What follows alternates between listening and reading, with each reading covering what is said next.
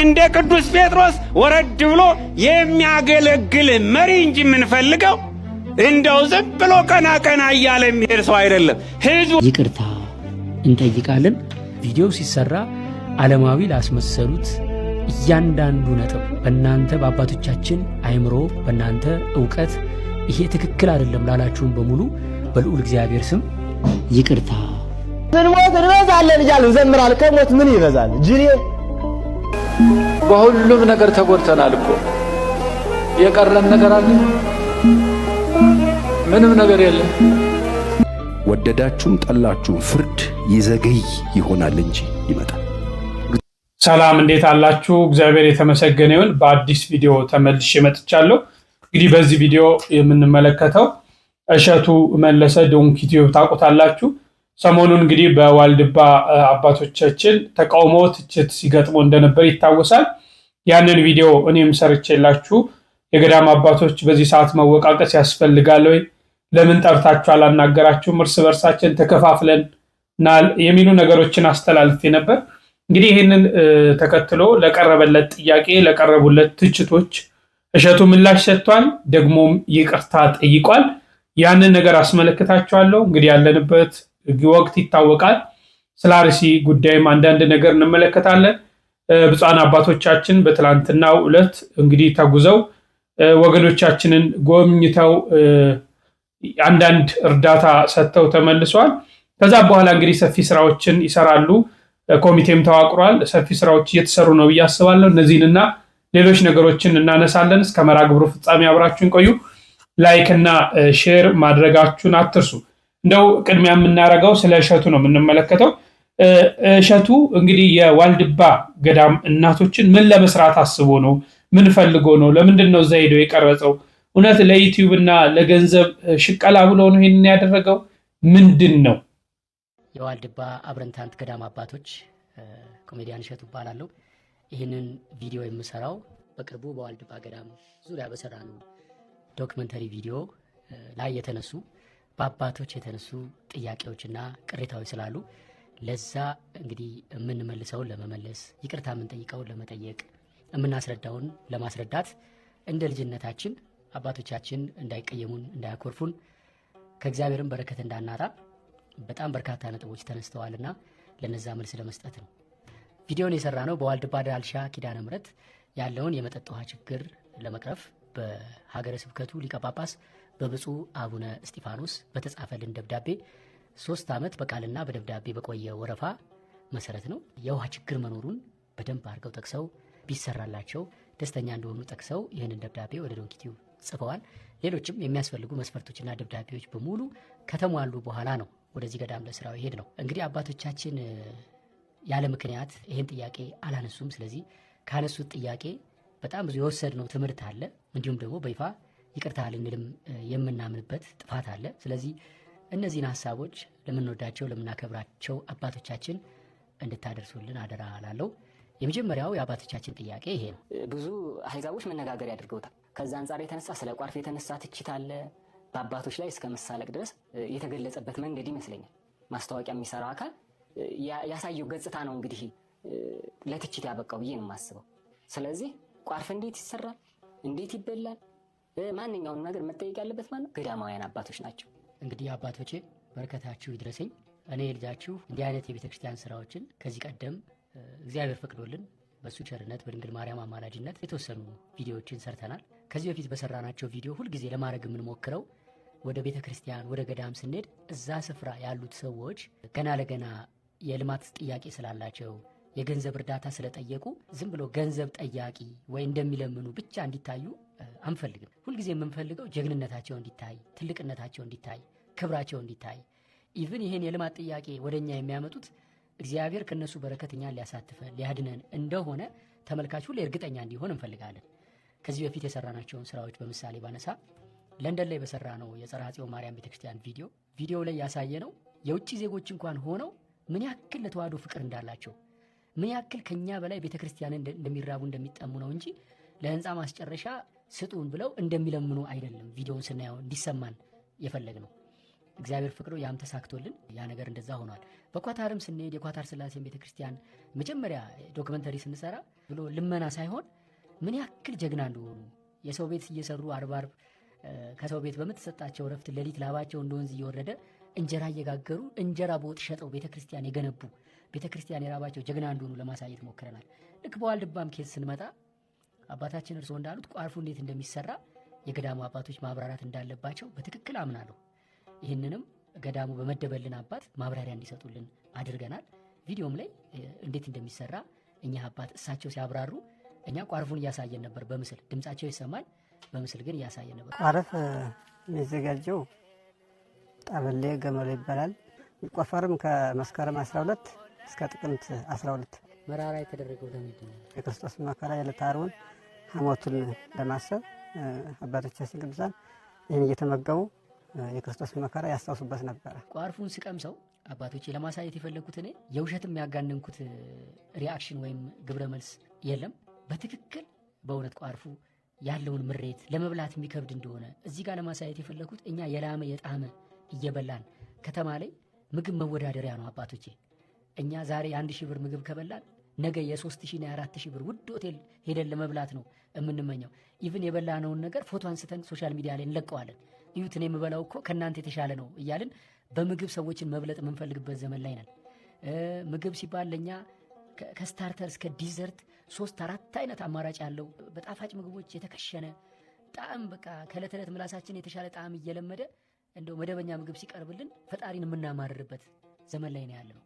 እኛ እንደዚህ የምግብ ባሪያ ሆነን እናንተ ግን በቀን አንድ ጊዜ እንደዚህ አይነት የሚመር ነገር በልታችሁ መኖራችሁ እጹብ ድንቅ ነው እና ይህንን አጉልቶ ለህዝብ ለማሳየት ሰው የምግብ ባሪያ እንዳይሆን ሰው ከእግዚአብሔር አፍ በሚወጣ ቃል እንጂ በምግብ እንደማይኖር እናንተ በህይወት የኖራችሁትን ነገር አጉልቶ ለማሳየት እፈልግ ነበር። ለዛ ነው ካሜራውም ቅርብ አድርጎ ቋርፉንም የሚያሳየው የኔንም ፊት የሚያሳየው። እውነቱን ለመናገር አባቶቼ ያ ነበር የኔ ዓላማ። ከዓለም የተለየ ምግብ ስለሆነ ዓለማውያን የሚቸገሩበት ነው። መናንያን ግን እንደ ስኳር እንደ ማር የሚጣፍጣቸው ጌታ ይባረክላቸው።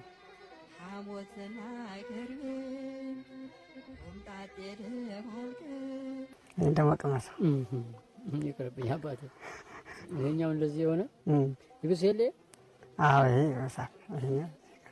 ነገር ግን ጠላት ዲያብሎስ ይሄ ዓላማ ሲሳካ ደስ አይለው። የእናንተ ክብር ሲገለጥ ተናደደ። ስለዚህ ክፉ ሰዎችን እያስነሳ እነሱም መቼም ያሳዝናሉ። እግዚአብሔር ምሕረቱን ያወርድላቸው። በሚያድነው ነገር የጠፉበት ሰዎች አሉ። ልክ በዛው ልክ ደግሞ የሌላ ሃይማኖት ተከታዮች እንኳን ሆነው የኛ ቪዲዮ ስር ያለውን ኮሜንት እንደው ስናየው በጣም ተደንቀው እንደዚህ አይነት ናት ወይ ኦርቶዶክስ እንዲህ ናት ወይ የገዳም አባቶች ለካ እንደዚህ ነው ወይ ኢትዮጵያን በጸሎታቸው ያቆሙት ብለው የሌላ ሃይማኖት ተከታዮች በእጅጉ ምስክርነታቸውን የሰጡበትና ዓላማው የተሳካበት ሁኔታ አለና ቋርፉ ላይ ያ ነበር የኔ ፍላጎት። ነገር ግን ለተፈጠረው መሰናክልነት በልዑል እግዚአብሔር ስም በእውነት አባቶቼ ይቅርታ እጠይቃለሁ። እንግዲህ አንዳንዴ መልካም ሲሰሩ ማመስገን፣ መጥፎ ሲሰሩ ደግሞ እነዛ መጥፎ ነገሮች መተቸትና ወደ በጎ ዓላማ እንዲመጣ መምከር ይገባል ብዬ አስባለሁ። አሁን እሸቱ በርካታ ነገሮችን በተለይ ለቤተ ክርስቲያን የሚያደርጋቸው ማንም ሰው ገንዘብም አግኝቶ ይሁን ገንዘብም ሳያገኝ ሲጀመር ገንዘብ ሳናገኝ ምንም የሚደረግ ነገር የለም። የሰው ልጅ ለመኖር ገንዘብ ያስፈልገዋል። ያን ገንዘብ እያገኘ ግን መልካም ስራ በጎ ስራ መስራት ይቻላል እና ለእሸቱ በርካታ ለቤተ ክርስቲያን ብዙ ስራዎችን እየሰራ ይገኛል። በርካታ ህንፃ ቤተ ክርስቲያኖችን ሲረዳ እንመለከታለን። ቪዲዮዎችን እየሰራ ለህዝቡ ተደራሽ ያደርጋል እና ይሄ ዋልድባ ገዳም እናቶችም እንግዲህ የውሃ ስቃይ መኖሩን የሀገረ ስብከቱ ሊቀ ጳጳስ የጻፉለትን ደብዳቤ አሳይቷል። ስለዚህ ጊዜው ደርሶ ቀነቀጠሯቸው ደርሶ እግዚአብሔር ፈቃዱ ሆኖ ይሄ ቪዲዮ ተቀረጸ ማለት ነው። እንግዲህ ይሄን ቪዲዮ ሲቀረጽ ዋናው ዓላማ ቤተክርስቲያንን ለማስተቸት አስቦ እንዳልሆነ ሰምታችኋል። ቤተክርስቲያኒቷ እንድትዋረድ ወይም ደግሞ ቤተክርስቲያኒቷ ለሌሎች አካላቶች ለመስጠት ታስቦ ሳይሆን እነዚህ እናት አባቶቻችን እንዴት በገዳም እንደሚኖሩ ገንዘብ ጠያቂ ገንዘብ ፈላጊ ብቻ ሳይሆኑ ጀግኖችም እንደሆኑ ይሄ በጣም ይገዘኛል። ጀግኖች እንደሆኑ አዎ ጀግኖች ናቸው። ዛሬ ለዋልድባ እናቶች ውሃ ቢገባ በዛ ውሃ መግባት ውስጥ የሚሳተፉ አካላቶች በረከት ያገኛሉ፣ ድነት ያገኛሉ። እግዚአብሔር የልቦናቸውን መሻት ይፈጽማል። ለኛ በረከትን ለማሰጠት ነው እንጂ በጣም ብዙ ዓመታት ብዙ ሺህ ዓመታት እኮ ውሃ ሳይገባላቸው ኖረዋል። ብዙ ቅዱሳን እናቶቻችን በዛ ገዳም አልፈዋል። ስለዚህ እግዚአብሔር ደግሞ ካለብን ፈተና ካለብን መከራ አሁን ላይ ያለንበት ዓለም ውጣ ውረዱ ሲበዛ እግዚአብሔር በዚህ በትናንሽ ነገሮች ይባርከን ሊባርከን ስለፈለገ ይሄን አደረገና ይሄን ለማድረግ ነው ይሄንን ያመጣውት ዝም ብሎ ውሃ አስገቡላቸው የላቸውም ከማለት በዚህ ስራ ነው የሚሉ ነገሮችን አንስተዋል ይሄ ጥሩ ነው ሁለተኛ ማነሳው በተለይ አባቶቻችን በጣም ሲቃወሙ የነበሩት የሴቶች ገዳም እንዴት የሴቶች ገዳም ይባላል ወላ ቪዲዮ ሁሉ ተቆርጧል ታው ስንለው አልሰማም ብለው ነው ብለው ክስ አቀርበውበት ነበር ለዚህ የመለሰውን ምላሽ እንከታተልና አንዳንድ ነገሮችን ብለን ወደ አርሲ እናልፋለን ካለባበስ አንፃር ጥንቃቄ ማድረግን ከኔ እንድትማሩ ከኔ ስተት እንድትማሩ በዚህ አጋጣሚ አደራ ላለው አባቶቼንም ለተግሳጹ ከልብ አመሰግናለሁ አሁን ግን የተለቀቀው ሁላችንም አስቆርፎናል ዋልድባ የእናቶች የሴቶች ገዳም ተብሎ ሲጠራ እንኳን ገዳም መስርቶ መቀመጥ ቀርቶ እንዴት ይሄ ተባለ የሚል አሁንም ትክክለኛ ሶስታችንም ሴቶች አሉ ለምን ነው እሻ ቦታ ላይ ከዚያው አፈራቸው እየጠበቁ በእኛ ቁጥጥር ሆኖ በሰቋርም አሉ በአብረንታንትም በአራት ቦታ አሉ የእርሻ ቦታዎች ላይ አሉ ከውስጥ ግን በፍጹም የለም የሴት ገዳም የሚባል ነገርም ስምን የለም መኖርም አይችልም እንዲያውም እንደምንሰማው ተቃውሞ ነበር ይባላል ይሄን ሲያስተላልፉ ቆርጦባቸው ነው እንጂ ይሄ ጥሪ አይደለም ሴቶች ገዳም ተብሎ መጠራት የለበትም ብለው እንዲያውም ተቃውሞ ነበር ይባላል አሁን አንዳንድ ወሬ መልእክት ስንሰማ ግን ቆርጦባቸው አስቀረው ከተቀረጸ በኋላ ቆርጦ አስቀረባቸው ይታል አባታችን በአባታዊ ቃል ነው ቅሬታቸውን የገለጹት አስቆርፎናል ብለው ነው የተናገሩት ሰው የሚያኮርፈው የሚወደውን ሰው ነውና አስቆርፎናል በጭካኔ አይደለም ይሄንን ሐሳብ የገለጹት በፍቅር ነው ስለዚህ አባታችንን በጣም ማመስገን እወዳለሁ እኔ ደግሞ በፍጹም አባቶቼ እንዲያኮርፉብኝ አልፈልግም በእኔ በኩል ያለውን እውነት ላስረዳ አባታችን እንግዲህ ዶንኪ ቲዩብ ለአንድ ቤተክርስቲያን ወይ ገዳም ቪዲዮ ከመስራቱ በፊት መጀመሪያ ከሀገረ ስብከቱ ከደብሩ ከዛ ከሀገረ ስብከቱ እያለ ደብዳቤ እንዲያመጣ ህጋዊ ደብዳቤ ይጠይቃልና በመግቢያዬ ላይ እንዳልኩት መጀመሪያ ይሄ ገዳም እዚህ ስክሪን ላይ የምታዩትን ደብዳቤ ወደ ዶንኪ ቲዩብ አስገብቷል ደብዳቤው እንዲህ ይላል ብፁዕ አቡነ እስጢፋኖስ የጅማና የሰሜን ጎንደር አህጉረ ስብከት ሊቀ ጳጳስ በሰሜን ጎንደር ሀገረ ስብከት የዋልድባ ዳህልሻ ቅድስት ኪዳነ ምሕረት ማኅበረ ደናግል የእናቶች አንድነት ገዳም ከ300 እስከ 530 የሚሆኑ መነኮሳያት አቅመ ደካሞች ማየትና መራመድ ያቃታቸው በብዛት የሚገኙ መሆኑንና ለገዳሙ ቋሚ የሆነ የልማት ቦታ ባለመኖሩ የመጠጥ ውሃ ፕሮጀክት በማስጠናት ምዕመናንን እርዳታ እየጠየቅን ቢሆንም በቂ ገንዘብ ማግኘት ስላልቻልን ለወደፊቱ ለገዳሙ የሚጠቅም የንጹህ ውሃ መጠጥ እንዲሰራልን የህንፃውን ጉዳይ ተጠቅሶ መጨረሻ ላይ አስፈላጊው ትብብር እንዲደረግላቸው እየጠየቅን ለሚደረግላቸው ትብብር በቅድስት ቤተክርስቲያን ስም ምስጋናችንን እናቀርባለን ይላል ለዶንኪ ቲዩብ አዲስ አበባ እኛ ይሄን ደብዳቤ ከደረሰን በኋላ የተፈጠረው ነገር ምንድነው እኛ ገዳሙ ላይ ሄድን የመጀመሪያ ቀን እናቶች ናቸው በሙሉ የተቀበሉን ማታ ላይ በሉ እዚህ ሴቶች ገዳም ከ12 ሰዓት በኋላ ሰው ወንድ መቆየት አይችልም ስለዚህ ወደ አባቶች ሂዱና እደሩ አሉ ከዛ መሪ ተሰጠንና እዛው ሻገር ብሎ ስለሆነ አባቶች ሄድን ወደ አባቶች ጨለማ ስለሆነ መብራትም ስለሌለ አባቶች እሸቱ መሆኔን አላወቁም ወጣቶች ነን ብቻ ብዙ ነን ከከተማም አብረውን የሄዱ ሰዎች አሉ ከጎንደር ከዛም በኋላ ተኝተን አደርን በማግስቱ ጠዋት ስንነሳ ነው ፊታችንን አይተው እኔ እሸቱ መሆኔን አባቶች ያወቁት ከዛ በጣም በልዩ ፍቅር በልዩ ሰላምታ ሰጡንና ስብሰባ ተቀመጥን የእናቶች ገዳም ተብሎ መጠራቱ ላይ ልክ እናንተ እንዳነሳችሁት አይነት ጥያቄ አነሱ ስለዚህ ይህን ጥያቄ ሲነሳ የመጣሁት የውሃ ስራ ተሰርቶ እናቶች ውሃ የሚያስፈልጋቸውን መጠጥ እንዲያገኙ ነው ለዚህም ደግሞ ጥያቄው የቀረበልኝ ከቤተ ክህነት በደብዳቤ ነው ስለዚህ እንዴት ላድርገው አሁን ደብዳቤው ላይ የእናቶች አንድነት ገዳም ይላል በቃል ደግሞ እናንተ እናቶች አንድነት ገዳም አይባልም ብላችሁኛል እንዴት ላድርገው ብዬ ጠየኳቸው ስጠይቃቸው ምን አሉ አይ በቃ ቢያንስ የእናቶች ገዳም ብቻ እንደሆነና አባቶች እንደሌሉ ተደርጎ ቪዲዮ እንዳይቀርብ ሲሉ አባቶቼ ያለ እናንተ እንዴት ይሆናል እናንተ ታሪኩን የገዳሙን ስትናገሩ እናንተ ስለ ቋርፉ ስታስረዱ እናንተ ስታብራሩ ካልቀረጽኩ ቪዲዮ ሙሉ አይሆንም ስለዚህ እናንተን መቅረጽ አለብን ነገር ግን ይሄንን ልማት የምንሰራው ይሄ ገንዘብ የሚሰበሰበው በደብዳቤው ላይ ባለው መሰረት ለእናቶች ስለሆነ ለእናንተ ለአባቶቼ ደግሞ ይህ የእናቶች ፕሮጀክት ልክ ተጠናቆ ለምርቃት ሲበቃ ድጋሚ የምስጋና ቪዲዮ ለመስራት ስለምንመጣ በዶንኪ ቲዩብ ህግ አንድ ገንዘብ ከተሰበሰበና ስራ ከተጀመረ በኋላ አልቆ ደግሞ ተመርቆ ማሳየት ግዴታ ነው በኳታሩም በለንደኑም በደብረ ሊባኖስም ከዚህ በፊት በሰራናቸው ስራዎች በሙሉ ፍጻሜውን አሳይተናል በእግዚአብሔር ቸርነት። ስለዚህ ይሄንንም ፍጻሜውን ለማሳየት ስለቀረጻ ስለምንመጣ የዛኔ ስንመጣ ቃል ምገባላችሁ ለእናንተ ደግሞ የጀመራችሁት ፕሮጀክት ካለ ቪዲዮ እንሰራላችኋለን። ምክንያቱም እኛ እንደ አንድ ገዳም ነው የምናየው፣ ወረፋውንም እንደ አንድ ወረፋ ነው የምናየው። ለእናንተም ቪዲዮ እንሰራላችኋለን ብዬ ቃል ገባሁላችሁ። በዚህ የተስማማ ነውና የተግባባ ነው። አባቶችንም ቪዲዮ ውስጥ እንደምናሳይ ቪዲዮ ግን ለእናቶች እንደሚሰራ ነው። በኋላ አባቶችን በደንብ ቀረጽን፣ ስለ ቋርፉ እያስረዱ ቀረጽን፣ ገዳሙን አስጎበኙን በተወሰነ መልኩ ቤተክርስቲያኑን እየዞሩ በኋላ ላይ የገዳሙ አበምኔት አባታችን አባ ወልደ ገብርኤል ስለ ዋልድባ አመጣጥ ታሪክ ማብራሪያ ሰጡ ካሜራ ላይ።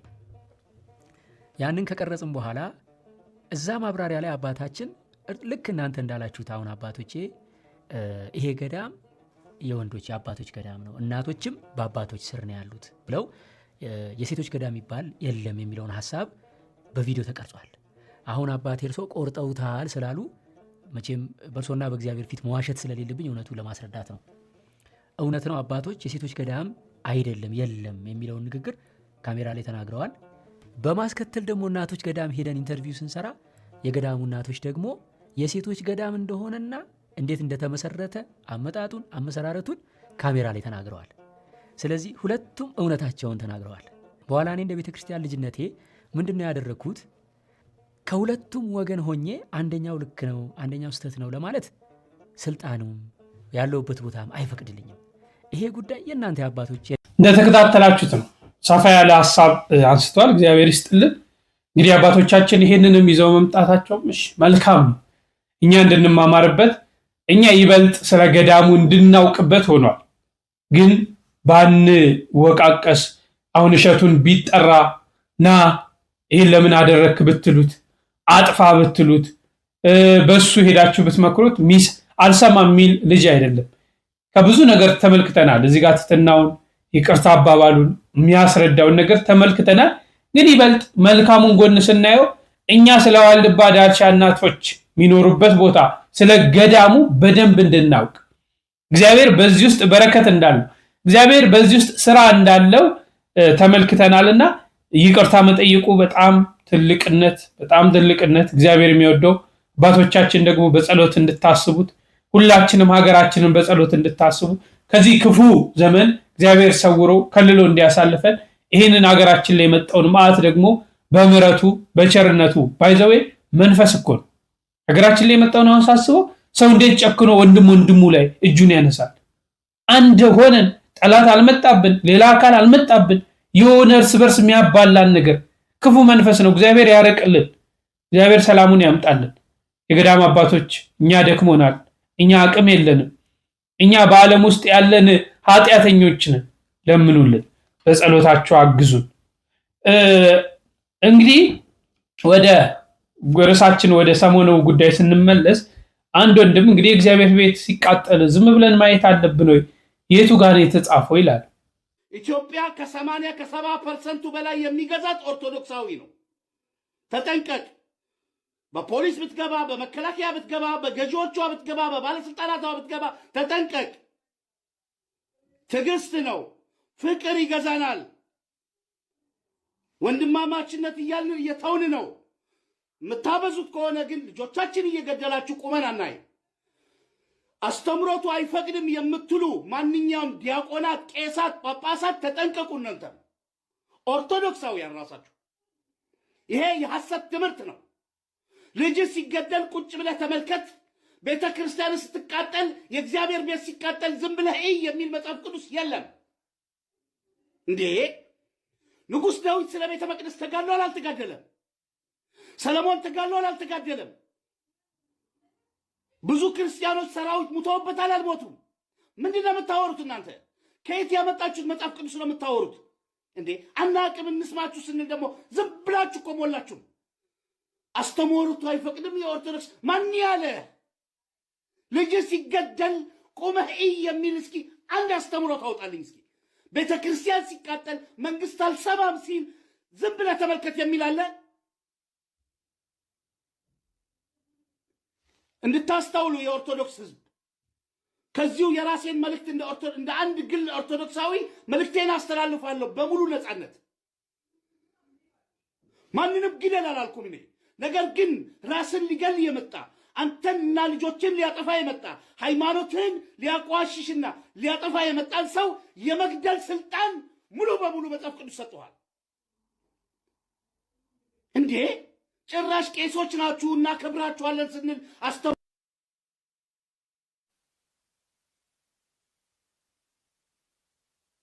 ዝም ስንል ቀስ በቀስ እያንዳንዱ ምእመን ቁጣው አናቱ ላይ ደርሷል። የትዕግስቱ ጣራ አልቋል። አትግደሉ ብላችሁን ስንገደል ዝም ለምትሉ ለእናንተ ለጳጳሳት አትነካኩ አርፋችሁ ተቀመጠ ብላችሁ ይሄንን ስንገደል ዝም ብላችሁ ላላችሁ የመንግስት አካላት እናንተ ያስገደላችሁን ነውና ከዚህ በኋላ ልጃችን ሲገደል ዝም ብለን አናይም። ተገደሉ የሚለንን ቤተክርስቲያን አጥብቆ የሚለንን ጥቅስ አምጡልን። ያስቸገራችሁን ጳጳሳት፣ ያስቸገራችሁን ካህናት፣ ያስቸገራችሁን ዲያቆናት ከዚህ በኋላ አንሰማችሁም እየተባላችሁ ሕፃን አሳይቻችኋለሁ፣ እናቶች አሳይቻችኋለሁ፣ አሮጊቶች አሳይቻችኋለሁ፣ ትልልቅ ሰዎች አሳይቻችኋለሁ። ሕፃናት ተማሪዎች ድራማ ሲሰሩ በአርሲ ጉዳይ ላይ ሲናገሩ ወጣት የከተማ ወጣት አሳይቻችኋለሁ፣ የገጠር ወጣቶች አሳይቻችኋለሁ። አሁን ስፖርተኛውን ያመጣውላችሁ እንደተከታተላችሁት ነው። ሰፋ ያለ ሐሳብ ተነስቷል። አርያ መካሻም ያነሳው ነገር አለ። ባይዘዌ ራሳችንን መከላከል ኃጢአት አይደለም። ሲገል ቤተክርስቲያንን ሊያጠፋ ቤተክርስቲያንን ሊያቃጥል አንተን ሊገል የመጣን ዝም ብሎ ማየት ጽድቅም አይደለም። እሺ በመንግስት እንኳን ብናየው ሰው ሊገለይ ሲመጣ ሙት አይደለም፣ ራስን ተከላከል ነው የሚለው፣ ሌላ ታሪክ አይደለምና አሁን ራስኛ ሊያጠፉ ሃይማኖታችንን ሊያጠፉ የተነሱ አካላቶች አሉ። ራሳችንን መከላከል አለብን። እኛ እኮ ባይዘው ኦርቶዶክሳውያን አጸፋ መላሽ ሰው ገዳይ አይደለም። እየሞትንም አብያተ ክርስቲያናቶቻችን እየተቃጠለ ራሱ ገዳዮቻችን እባካችሁ ተው፣ መንግስት ህግ አስከብር እንጂ እያልን ያለነው እነዚህ ገዳዮቻችን ፈልገን እንግደል እያልን እንኳን አይደለም፣ እናጥፋቸው እያልን አይደለም። እግዚአብሔር ልቦና ይሰጣቸዋል። ገዳዮች ይሞታሉ እኮ ዛሬ ገለው በደስታ የሚኖሩ መሰላችሁ? በፍጹም ስንሞት እንበዛለን እያልን እንዘምራለን። ከሞት ምን ይበዛል? ጅሬ ምን ይበዛል? ሙተው የለ እንዲህ አይነት የሚያፈዝ አደንግዝ አፍዛዥ እንዲህ አይነት አስማት በጣም በጣም በጣም በጣም እጅግ በጣም የሞተ ህሊና ነው የሚለው። እንዴ ከሞት እንበዛለን እያለ እንዴት ሆኖ ነው የምትበዛው? በስተናል እንዴ ሰው እየቀነሰ እያጠረ እየደከመ ስንት ነው ዘግተን የመጣነው አብያተ ክርስቲያናት? ስንት ነው ኦርቶዶክስ ተፈናቅሎ ቦታ ያጣው? ስንት ነው ባዶ የሆነው? ስንት ነው መዳረሻ ያጣው? ስንቱ ነው ባዶ ሆኖ የሚበላው የሚጠጣው ሲያጣ ወደ ሌላ ቤተ እምነት የገባው? ስንቱ ነው በጦርስ የሚያልቀው? እንዴ ስንቱ ነው ለስደት እየወጣ ባህር የጨረሰው? ስንቱ ነው አረቡ ሂዶ ታስሮ ያለው? እንዴ ወይቶ ወንድም አይደለችም እንዴ? አይደሉም እንዴ? እንበዛለን ይላል ዝም ብሎ። እንዲህ አይነት ጅልነት እናቁም፣ ማሰብ መቻል አለብን። በተማረው ትምህርት ጸንተህ ኑር፣ በክርስቶስ ሃይማኖት ለመጽናት ተምረህ ጸንተህ ኑር ተብለናል። አወዛውባቸው የእውነት ኦርቶዶክሳውያን ብርታት ይጠይቀናል፣ ህብረት ይጠይቀናል፣ የበለጠ መግባባት መነጋገር ይጠይቀናል። በአንድ ድምፅ መናገር፣ በአንድ አፍ ማውራት አለብን። በአንድ አፍ በአንድ ልብ ማሰብ መቻል አለብን። አሮን አፍ ይሁንህ አለው ሙሴን። አንዱ አፍ፣ አንዱ ልብ፣ አንዱ አይን፣ አንዱ ጆሮ ሆነን እንዳንድ አካል ሆነን መናበብ አለብን። እንዳንድ አካል እሱን ነው ቤተክርስቲያናችን ትምህርቷም ድምጿም የሚነግረን። ዛሬ አምላካችን በቸርነቱ ቤታችን ያቆይልን፣ አንድነታችን ያጽናልን። የእውነት ሁሉ ነገር ቀላል ነው፣ አንድ ሆኖ ማሰብ ነው ከባዱ። አንድነታችን እግዚአብሔር ያበርታልን። ይህ ቪዲዮ ስንሞት እንበዛለን እያላችሁ ክርስቲያኑ ለምታዘናጉ ምዕመናን ሁሉ ነው። በየትኛውም መስፈርትና አግባብ ሰው እየሞተ አይበዛም። አርሲ ላይ የሚሞቱ ምዕመናን እየሞቱ ነው እንጂ እየበዙ አይደለም። እየተፈናቀሉ ከስራቸው እየተነሱ እየተሰደዱ እንጂ እየበዙ አይደለም። አርሲ ላይ የምትገኙ ምዕመናንም ማወቅ ያለባችሁ ነገር ማንም አልደረሰላችሁም። ማንም የሚደርስላችሁ ሰውም የለም። ሁሉም የሃይማኖት አባት ፊቱን ያዞረባችሁ። ስለዚህ ያላችሁ አማራጭ ቢኖር እነሱ በሚመጡበት መንገድ እናንተም ተዘጋጅታችሁ እነሱን መመለስ ነው። እኛም ቢሆን ከእናንተ የተማርነው ነገር እንደዚህ አይነት ድርጊት እኛ ላይ ቢፈጸምብን ማንም ሰው እንደማይደርስልን ነው። ለኛ ያለን ራሳችን እንደሆንን ነው። ስለዚህ ለሚመጣው መከራ ለሚመጣው ሰይፍ ሁሉ በመጣበት መንገድ እንዲመለስ ሁሉም ተዘጋጅቶ መጠበቅ ነው ያለበት እንጂ እየሞትን እንበዛለን እያለን አናልቅም። ስንሞት እናልቃለን። ስንሞት ምንበዛበት አግባብ የለም። ስንሞት እንሰደዳለን። ስንሞት አጣችንን እናጣለን። ስንሞት ቤተሰባችንን እናጣለን። ሀገራችንን እንነጠቃለን እንጂ ምንበዛበትም ምንሰፋበትም አግባብ አይኖርም። ስለዚህ በየቦታው የምትገኙ ክርስቲያኖች ከአርሲ ምዕመናን ተምራችሁ ማንም እንደማይደርስላችሁ አውቃችሁ ባላችሁበት ተዘጋጅታችሁ ለሚመጣው ሰይፍና ችግር ሁሉ በመጣበት መንገድ ለመመለስ ተዘጋጁ። ራሳችሁን፣ ቤተሰቦቻችሁን፣ ሀገራችሁን፣ ቤተክርስቲያናችሁን ጠብቁ። ክርስቲያኖች ባላችሁበት አንድነት ፈጥራችሁ ተደራጅታችሁ ራሳችሁን፣ ሀገራችሁን፣ ቤተሰባችሁን፣ ቤተክርስቲያናችሁን ጠብቁ። ይቆይ። በጣም እኔ የምናደድበት ቃል ይሄ ነው። የሞትን እንበዛለን መዝሙር ሁሉ አለ። አሁንማ የሉም ጠፍተዋል ሲሉን አለን በእግዚአብሔር በስተን እየተገደልን ከየት ነው የምንበዛው? እየተገደልን ወገን እንዲህ አይነት መጃጃል ውስጥ ማን ንግባ? ሰው ሲገደል ያንሳል። 12 ቤት ውስጥ ከነበራችሁ ሁለቱም ቢገሉ 10 ነው እንጂ የምትሆኑት 20 ነው እንዴ የምትሆኑት? እንዲህ አይነት አስተምሮ የለም። ግራን ሲመታ ቀኝህን ስጥ የሚለው ለወንድም ነው እንጂ ለጠላት አይደለም። ሃይማኖትን ሊያጠፋ ለመጣ አይደለም። እነዚህ ነገሮች የቤተክርስቲያኒቷን አስተምሮ ልናውቅና ልንረዳ ያስፈልጋል። እግዚአብሔር ግን ሰላም ያምጣ። እኛ እግዚአብሔር ነው የኛን ቅጣት የሚቀጣልን። እግዚአብሔር ነው የኛን በቀል የሚበቀልልን። አምናለሁ በዚህ ቀን ይዘገያል። እኛ ላንደርስበት እንችላለን ወይ እንደርሳለን። እግዚአብሔር ግን እያንዳንዷን በቀል ይበቀላል። በተለይ ቤቱን አጥፍተው በሱ ስም ያመኑትን ክርስቲያኖች በ40 በ80 ቀን የተጠመቁ ክርስቲያኖችን እያረዱ ቤተ መቅደሱን እያቃጠሉ ዝም የሚል ይመስላችኋል? ግን ንስሐ እንዳያጠፋን የንስሐ ዘመን እየሰጠን ነው። ወደሱ የመመለስ ጊዜ እየሰጠን ነው። እስቲ እኛ እንመለስ። እየተጎዳን አይደል? እየሞትን ነው አይደል? እየተቃጠልን ነው አይደል? እየታረርን ነው። እስቲ እንመለስ። እስቲ ወደፊቱ እንመለስ። ማንቂያ ደውል ይሆነን ይሄ። ዛሬ በዓለም ውስጥ ያልተነካን ወገኖቻችን፣ ዘመዶቻችን ወይ ወንድማችን ወይ የምናውቀው ሰው ስላልሞተ ምንም አይመስለን ሰዎች አለን እኮ። የኔና የእናንተ ኃጢአት ነው ዋጋ እያስከፈለ ያለን። እስቲ ወደ እግዚአብሔር እንመለስ። ንስሐ የሚባለውን ነገር ወደ ህይወታችን እናስገባው። ቻሌንጅ እናድርገው። እንዴ ቁርስ፣ ምሳ፣ እራት እንደምንበላው ጠብቀን ንስሐንም እስቲ ልክ እንደዚህ ቻሌንጅ እናድርግ። በህይወታችን ንስሐን ቻሌንጅ ካደረግን፣ ንስሐን በራሳችን ካነገስን እግዚአብሔር ይምረናል። አትጠራጠሩ፣ ይምረናል። ምን እንጠብቃለን? መቼ ነው ስጋው ደግሞ የምንቀበለው? መቼ ነው ንስሐ አባት የምንይዘው? መቼ ነው ከመምህራን ንስሐ አባቶቻችን ጋር የምንገናኘው? ጭፈራ ቤት ለመሄድ አናፍርም። አጫጭር ልብስ ለብሰን ዓለማዊ ልብስ ለብሰን ለመጓዝ አናፍርም። ነጠላ ሰማያዊ ክብር የሚያሰጠንን የዘላለም ህይወት የሚያሰጠንን በምድር ሞገስ የሚያሰጠንን ነጠላ ለብሰን ለመሄድ እናፍራለን። ከንስሐ አባታችን ጋር ለመገናኘት እናፍራለን። ጨለማ እየጠበቅን ወይ በስልክ ከቄሶች ጋር ለመሄድ አንተ ከቄስ ጋር የሚሉ ነገሮች ይመጡብናል ብለን እናፍራለን። ታዲያ እግዚአብሔር የት ያገኘን? እኛና እግዚአብሔር እኮ ተራርቀናል፣ ፍጹም ተራርቀናል። ኋላና እንዲና እንዲሆነናል። የት ያገኘን እግዚአብሔር?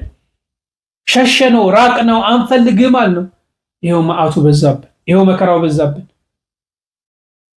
ፍጻሜውም ቢሆን እግዚአብሔር ይምራል። ዕለት ዕለት በነቢያቱ ዘመን፣ በኦሪቱ ዘመን፣ በሐዋርያቱ ዘመን ምሕረት ሲያወርድ የነበረ እግዚአብሔር ነው ዛሬም ያለ። ትላንት የነበረ እግዚአብሔር ዛሬ ያለ እግዚአብሔር ሌላ አይደለም፣ ራሱ ነው። ትላንት እንዴት ነው ቁጣውን በትዕግስት የሚመልስላቸው? እንዴት ነው ምሕረቱ? እስራኤላውያንን እዩ እስቲ፣ ይመለሱ ነበር ወደሱ። ስንቴን ይማራቸው። እኛስ አንመለስም። ተከፋፈልን፣ በዘረኝነት ተከፋፈልን፣ በጎጠኝነት ተከፋፈልን፣ ራስ ወዳድ ሆንን፣ ገንዘብ ወዳድ ሆንን። ወንድሜ የፈለገ ቢሆን ከፈለገ ይሙት እያልን እኛ ገንዘብ አፍቃሪ ሆንን። ገንዘብ የምናገኝበት መንገድ ይኖር። ለምን? የሰው ደማ አይደለ? ምንም አይፈስም፣ አይመለከተን። አሬ እግዚአብሔር የት ያገኘን? እሱ ምሕረቱን ይላክልን። እንደ ቅዱስ ጴጥሮስ ወረድ ብሎ የሚያገለግል መሪ እንጂ የምንፈልገው እንደው ዝም ብሎ ቀና ቀና እያለ የሚሄድ ሰው አይደለም። ህዝቡን የሚያስፈልገው እንዲህ ነው። ቅዱስ ጴጥሮስ ራሱን ዝቅ አድርጎ ህዝቡን መራ፣ ህዝቡን አስተዳደረ በመንፈሳዊ መንገድ። እንደዚሁም ደግሞ በህይወት በዓለማዊው በአስተዳደሩ የሚመሩ መሪዎቻችንም ምንም ይሁን ምንም ሰው ባለበት ቦታ ላይ መቆም ከቻሉ ሰውን ያዩታል፣ ሰውም ያያቸዋልና ይባረካሉ። እግዚአብሔር እንዲህ የሚያደርጉትን መሪዎች እግዚአብሔር ይባርካቸው። አዎ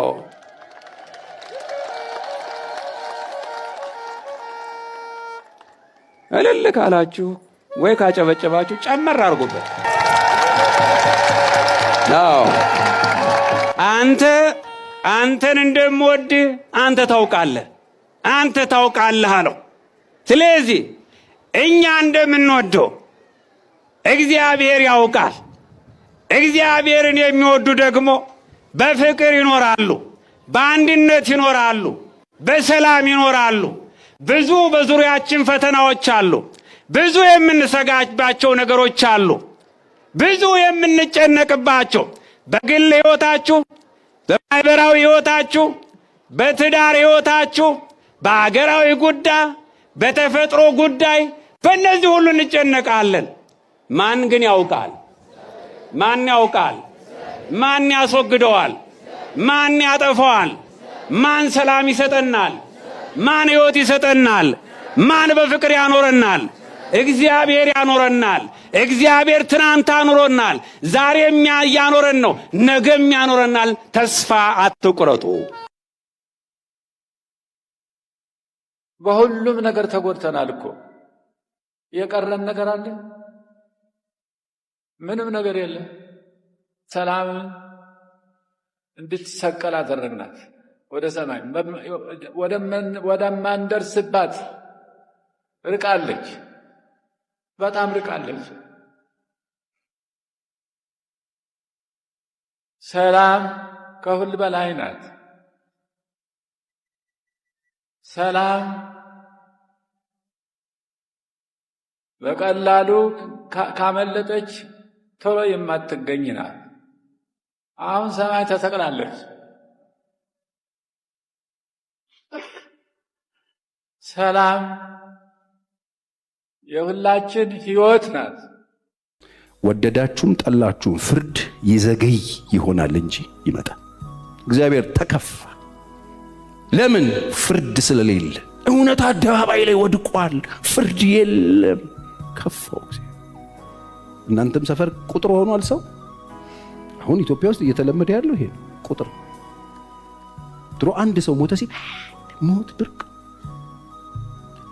ድንድን ይገረም። አሁን ስንት ሰው በቂ። ኃጢአቱ አስከፍቶታል፣ መበተኑ አስከፍቶታል፣ አመፁ አስከፍቶታል፣ ደም ማፍሰሱ አስከፍቶታል፣ መገዳደሉ አስከፍቶታል፣ ኃጢአቱ አስከፍቶት የሕዝቡ ርኩሰት አስከፍቶታል። ይሄን ጉዳይ አይቶና ተረድቶ ደግሞ የሚማልድ ሰው ሲፈልግ ባጣ ጊዜ ደነቀው እግዚአብሔር። ንፋስ እንደሚገፋው ጎርፍ ድንገት ይመጣል፣ የገዛ ክንዱ መድኃኒት ያመጣል። ለምን ካላችሁኝ ፍትህ የእግዚአብሔር የባህሪ ገንዘቡ ስለሆነ እናንተን በኢየሱስ ክርስቶስ የመስቀል ሥራ ካዳናችሁ በኋላ በሆነ ቸርች ወይ መጋዘን ውስጥ እየከመረ የማስደነቅ ፕሮግራም እግዚአብሔር የለውም። ነው የሚል ሰው የለም፣ አይደረግም የሚል ሰው የለም። ንጹህ ነው እሱ። ናቡቴ እናውቀዋለን፣ ብዙ ዘመን የኖረ ነው፣ የአባቶቹን ርስት ያስጠበቀ ነው እሱ። ይሄ ስፍራ የሱ ነው፣ ይሄ ከሱ አይደለም። አባቱና የተወራረሰ የሱ ነው፣ መኖሪያው ነው፣ ስፍራው ነው። ለምንድነው በግፍ የምትወስዱበት? ለምንድነው በግፍ የምትገሉት? እሱ ነው። ይሄንን ለማድረግ ፈልጋችሁ ነው፣ ተንኮል ነው የሚል ሰው የለም። አንድ ኤልያስ ብቻ 150 ምናምን ገባን እየተባባልን አይደል? ኢትዮጵያ ውስጥ እንኳን ምንድነው የሚተራመሰው? ሆድ ይዞ የሚሮጥ ምናምን ነው ማለት ነው። እውነትን የሚሸጥ ነው ማለት ነው። በክፋት ለመጠረግ የሚወጣ ነው ማለት ነው። ደም ለማፍሰስ እጆቹ አሁንም ደም ለማፍሰስ የሚሮጥ እግርና እጅ ይዞ ይሆን የሚወጣው? አሁን ይሄ ወንጌል የማይመስለው ማለት ሰው እንዳለ ታውቃላችሁ። ይሄ እግዚአብሔር ድምጽ ነው። አባቶቻችን ጸሎታቸው፣ ልመናቸው፣ በረከታቸው ይድረስ። እግዚአብሔር ስለ አባቶቻችን ብሎ የገባላቸውን ቃል ኪዳን ተመልክቶ ይማረን። ሀገራችንን ሰላም ያድርግ። በሀገራችን ተዋደን የምንኖርበት ተከባብረን ተፋቅረን የምንኖርባት ሀገር ያድርግ። እግዚአብሔር ወደ ቀደመ ክብራ ይመልስልን። ይሄ ክፉ መንፈስ እርስ በርስ የሚያባላንን፣ እርስ በርስ የሚያጋድለንን፣ እርስ በርስ ምቀኝነት የሚያመጣልንን ክፉ መንፈስ ከላያችን ላይ ያርቅ። ሁላችሁም ጸልዩ። በሌላ ጊዜ እንገናኛለን። ቸር ቆዩልኝ።